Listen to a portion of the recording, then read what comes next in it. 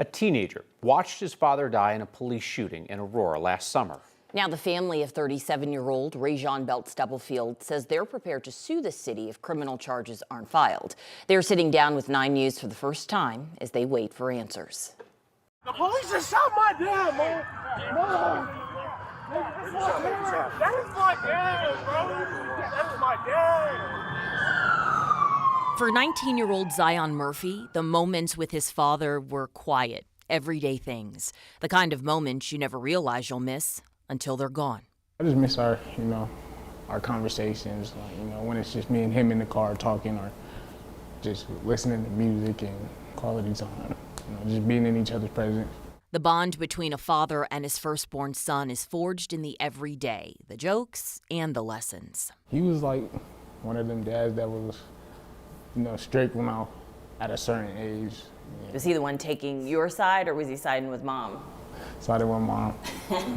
7 more kids and a lot of life later. It wasn't perfect, but it was real. I was supposed to move in with him. And it was growing into something more. We had just fixed up the room upstairs for Zion. Zion had been looking forward to it, moving in with his dad and stepmom Tandra. We had a plan. He was going to school to be an electrical engineer. We were making a plan for the future of our kids. A future built on better careers, a shared home, a chance to do things differently. David John Lincoln, Henry 70. On August 30th, 2025, 37-year-old Rajon Belt-Stubblefield and his son Zion were following each other in their cars headed to the grocery store. It was a really good day. That part makes me happy. We were together up until 6 p.m. And literally he said, I'm gonna go to the store.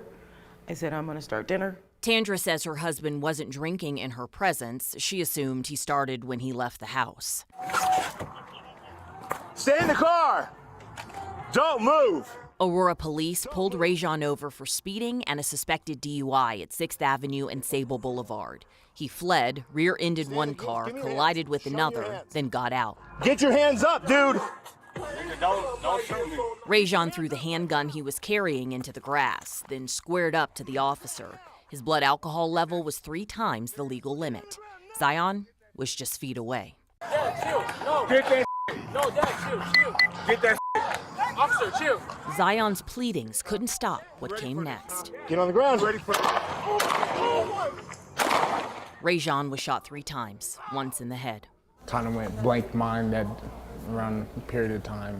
Even now, Zion struggles to say it out loud. He watched his father die in front of him. It's all a lot. The hardest part is to know that you gotta watch that. For the wife who knew him for 20 years, that image burns through every memory. I still can't get it out of my head. I can see it. The nightmares are off and on, but I can see it in my head. I can't imagine. That's the part that hurts me the most, is that it didn't slow you down to hear someone calling for their father. It didn't make a difference to you. Rajon was a complicated man, his demons pulling him into a battle he would not walk away from that summer night. He did have a problem with alcohol, and that is understandable, but that's not uncommon. That's a disease and that's an illness, and it can be shameful. The police just shot my dad, man. The 18th Judicial District's investigation into the shooting has not been released.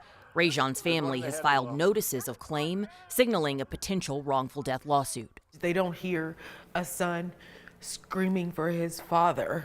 They don't hear, a mother who's hurt, or a sister who's devastated, or a wife who is not sure how to go on.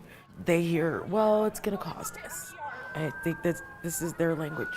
For Zion and Tandra, what was lost that night wasn't just a father and a husband, but all the ordinary moments that made a life. Shots fired. 245 shots fired.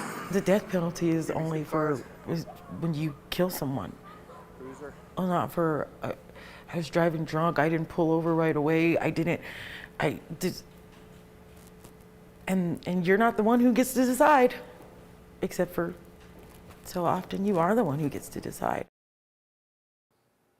The 18th Judicial District Attorney's Office tells us no charging decisions have been made in the officer-involved shooting. Investigators with the Critical Incident Response Team have completed their review. They've presented their findings to the District Attorney, Amy Padden.